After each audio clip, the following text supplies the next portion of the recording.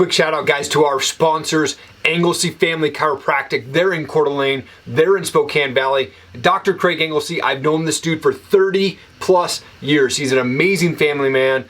Awesome chiropractor, will get you feeling great. Go check him out. Hey, I also want to give a shout out to the Threads podcast, Life Unfiltered. Look, listening to this show is like sitting around a campfire with your best friends. The talk is real, the humor is natural, and personal growth is sparked by authenticity.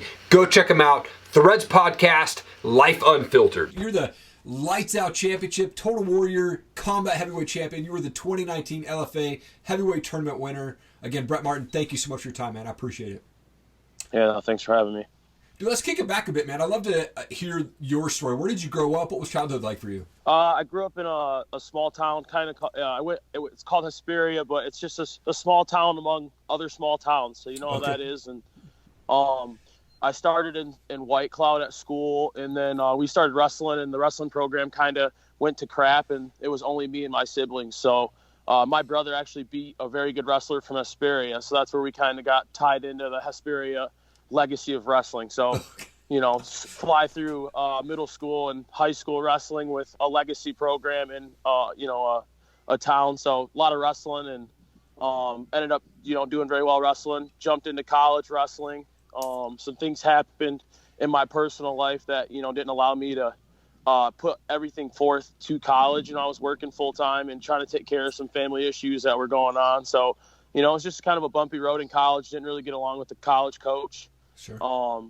So after I All-American my first year, I came back for another year, redshirted, and then my third year, halfway through the year, I kind of just called it quits. Yeah. I said I didn't need it. It was getting to be a little bit too much. It's kind of, I lost the love for the sport, so to speak. So, sure. Like a month later, I took an MMA fight because one of my friends was a fighter, and I used to go all the time. And I was training with him, and a kid that knew me called me out. And, 5 years later, here we are. I think it's about 5 years now. Come on, dude. What was the reaction from your friends and your family when you told them that you wanted to go into this MMA thing and pursue that? To be honest with you, man, they were just waiting. All my mom and them, they used to come to the shows with me and watch a couple of my buddies that were really good. Yeah. And I've always been that guy. If there's somebody that says like, oh, that'd be stupid to do that, I'm gonna be like, oh, okay, well, here I am. So it definitely was not a surprise to a lot, but nobody thought I'd ever, I don't think, take it this far and be as successful as I am. I think that's the biggest thing. Yeah. Well, you're 9-1 if Tapology is correct, but yep. You're a heavyweight fighter. You fight and train with heavyweight dudes, and you're obviously a heavy hitter. But I always love to ask this question. But who's somebody that has hit you the hardest, whether it be in training or in a fight, and you're just like, whoa, that rocked me? Jamal Hill. Okay. He actually just made it to the UFC last year. I think he's scheduled to fight March 23rd or May 23rd. Sorry. Okay. So I've actually been getting some work in with him as of recent. We always get together in our camps. We don't train at the same gym, to speak, but we kind of work together weekly. You know what I mean? Okay. If we have camps. Yeah. So Jamal is a southpaw, man. He's lefty, 6'4". And he fights 205, but everybody knows how that is when it comes to when you're not in camp, how much you're weighing. So he's not a little feller. And, right. Yeah, dude, he definitely packs a punch. But besides a big guy, I'd say probably Sean Rosencrans or Brandon Emmons, if we're talking, smaller middleweighter guys. Yeah, okay. Definitely some. But, I mean, I've been hit by, everybody, man. Anybody that hits you clean, you're kind of like, man, that didn't feel good. Doesn't matter. Doesn't matter what size. That's awesome. Well, your last couple of fights have been with LFA, which is a great organization there. What's been your experience working with those guys? Yeah, it was fun. It sucks that the whole TV deal happened because Sure. I am a very promotable fighter, and I know that. And I'm very businessy typed on that side of things, and then I'm very fighter type on the fighter type of things. Yeah. So, I signed with them under the for the worldwide, the live on television. You know what I mean? So when they lost that deal right before my last fight, it was kind of bitter for me because I don't make that much money traveling. Right. I work full time. So when I take time off work, I lose money. So then I lose money to go fight, and then now I'm not even getting the promotable side of it. You know what I mean? So it really sucked on that side of it. But past that, they treated me really well. The fights were kind of, that it is what it is. But, it's just it sucks because I'm a very humbled, very respectful person, and that's the last way I would have wanted 2 fights for an organization to go. You know what I mean? It's not who I am. Yep. Well, in 2018, you had your first loss via unanimous decision. But what did you learn from that, man? And did you tweak anything in your training after that fight that's got you on this win streak? Yeah, like I said, man, people don't know about what fighters' camps are and what you're going through in real life. I had scheduled on April 21st, I was scheduled to fight, and I actually had a knee injury my whole career that had been bothering me. Okay. And I kind of just kept putting it to the side, and it got to the point where I had to get it fixed. So after the April fight where I backed out, I actually had knee surgery. So basically I learned, I don't know, don't fly back into things, so to speak. I took a world title fight against probably one of the best guys I fought wrestler-wise. I think if I would have fought a stand-up fighter, that fight would have been completely different, but I took a fight with a guy that was at least as good as grappler as me. So, I mean, after all those wrestling exchanges, man, by that 3rd round, my legs weren't – I was cardio fine, but my legs weren't working, if you get what I'm saying. It definitely was a big wake-up call to, high-level jiu-jitsu and wearing gis and trying to slow things down in the grappling exchanges and stuff like that in fights. Yeah. And, I was early in my career, and I think I might have jumped up the gun a little bit after a knee surgery maybe, but no excuses, man. He definitely was the better man that night, but I think I proved to a lot of people 5 rounds of getting beat up, and I still kept getting up, man. There wasn't no tapping the mat for a way out or, asking my corner to stop the fight. So I feel like I do a really good job of showing people that I'm professional, and, if we get into a big fight, I'm not just going to go away. Right. Yeah. Well, how are you feeling backstage, man? Do you have any backstage rituals or get nervous or scared at all? To be honest, I wrestled a lot, so a lot of big wrestling competitions, and being from a small school, we used to wrestle a lot of big schools. So I was that chunky kid that was wrestling those big 215-pounders, that were always all shredded up. And so, I mean, the nerves are always going to be there. So usually I'm just listening to music a little bit, maybe singing, dancing, just trying to do whatever I can do to get myself into that natural groove, just do the best I can to be myself. That's usually when I'm having fun, I do a really good job. Yeah, nice. Well, you have this fight lined up with legendary Tony Lopez. Obviously, the fight didn't happen. Is that a fight that you want to reschedule, or is it kind of whatever's next?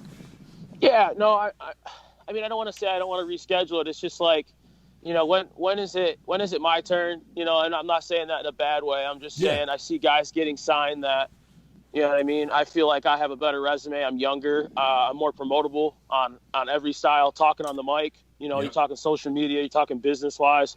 I do a really good job. So it's not that I don't want fights outside of the UFC. It's just, I'm ready for what's next, man. And whether that's just getting that UFC label and I don't make it, but I'm not just in this to be a UFC fighter. I'm hoping to build a legendary lifestyle, helping kids and coaching and using this as just another niche on my resume, basically. So while I'm fighting, I want to fight the best and do the best I can to make some good money while I'm at it. And even just if it's start my own business at the end of the day, sure. I mean, that would be, something that means something to me. So it's just, I feel like I deserve it. You know what I mean? I feel like I've done a lot of the good things to deserve it. I'm taking tough fights. There's not a lot of heavyweights taking the fights like that I'm taking. I beat a guy that won on the Contender Series 3 fights ago. And then I take a fight against the top Brazilian prospect and then another American top prospect right after that. You know what I mean? It's, you don't see guys putting their resume on the line that look like me. You know what I mean? You don't see guys taking fights that look like me against these type of guys, trying to prove something. You know what I mean? And both of those fights, I've said many times, if those guys want to run it back and the UFC or a big promoter wants me, call me. I mean, there's never been a time where I've shied away from a dog fight, man. That's why my name's Big Dog. Yeah, I love it. That's why I do this. Come on, what's next for you, man? You got anything lined up or any conversations going on? Yeah. I mean, I hear I'm good friends with a lot of the heavyweights, man. So a lot of the good heavyweights that have gotten the call for the Contender Series, they talk to me. Gotcha. So, I heard about some guys that are going to be on there. I mean, I'm not upset with anybody. It's just the way it's seeming. It's like it'd be crazy for my name not to be on the list, whether it's August or, I mean, it would be absolutely crazy to me. And if it's not, it is what it is. You know what I mean? I'll fight Tony. I'll fight whoever. You know, I've been chasing that Tony fight since I was like 3-0, you know, and they wouldn't give it to me because of my record, but nobody wanted to fight me. So I was like, dude, I'll fight Tony, I'll fight Leroy Johnson, I'll fight Parisian. You know, these guys were the guys that were at the top. And now that I'm here and I have wins over a couple of them, you know, it's like, I mean, I'm just kind of, I don't know what's next myself. It's hard to answer that question. Yeah, no, totally. Well, I wanted to transition to some fun questions here for us. I've got these things are called pod decks. Essentially, they're just random questions for us podcasters. I'm going to pull it out, and hopefully it's not a flop, but we'll see how it goes, man. Yeah, that works for me. What's your favorite gadget? Ooh. I don't know. I'd probably say my phone. I don't know. Yeah. I spend a lot of time, you know, doing, whether it's making money or even just talking to people, you know. So yeah. I'd say either my phone or hand tools, man. I do a lot of outdoor work, and oh, nice. I love me some hand tools, that's for sure. Who wins at Monopoly, you or your fiance? Ooh, we haven't played in a while. I think we've only played it once and we didn't finish. But I'd say probably her. Okay. She'd be the one to like hold on to the money till the end, and then I'd be like, oh, invest in that, invest there, then maybe get a little greedy. Yeah. You know. That's awesome. It's not fighting. It's not fighting. So sometimes we make some mistakes. You know, fighting's a little different.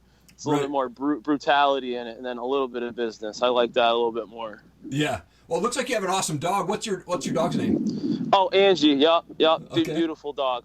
I think she's my third bulldog, you know, growing up, but she's my first dog in a house that like I own personally, and is, you know, a dog that I went and got myself. She was a breeding dog that a guy didn't want anymore. Oh, wow. So she's actually a rescue, and it couldn't be more perfect. She's such a sweetie, man. She brightens our day for sure. I'm a huge fan of bulldogs as well, man. I don't own a dog, but that's definitely on my list for sure. One last question for you. What's a favorite type of music, or do you have a favorite band that you like to listen to? I'd say favorite music is probably R&B, and I like a little bit more, some old school. So I'll go old school. I'll say Boyz II Men. Come on. Today, that's a tough one. I listen to a lot of I listen to everything, hip hop, country. Cool. But I'm more of an R&B guy. I like I say Russ, or I think it's Khalid. They pronounce it Khalid or Khalid. Oh yeah. Okay, sure. Right on. Well, Brett, I also want to give you an opportunity just to give a shout out to coaches, teammates, sponsors, anything like that, man. The camera's all yours, brother.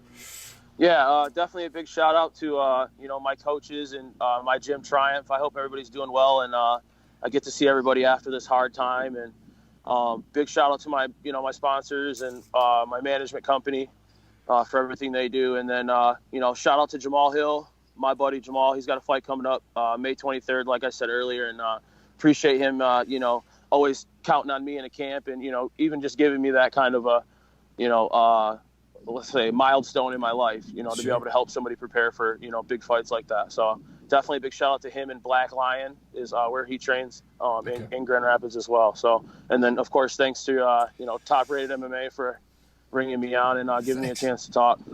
Man, I appreciate it. It's such an honor to have you on the show, man. I'm looking forward to seeing you debut in the UFC. What's up, Dana White? Come on, make this happen, dude. Yeah, definitely. But, man, thank you so much, Brett. Really appreciate you taking the time to jump on my show real quick, man.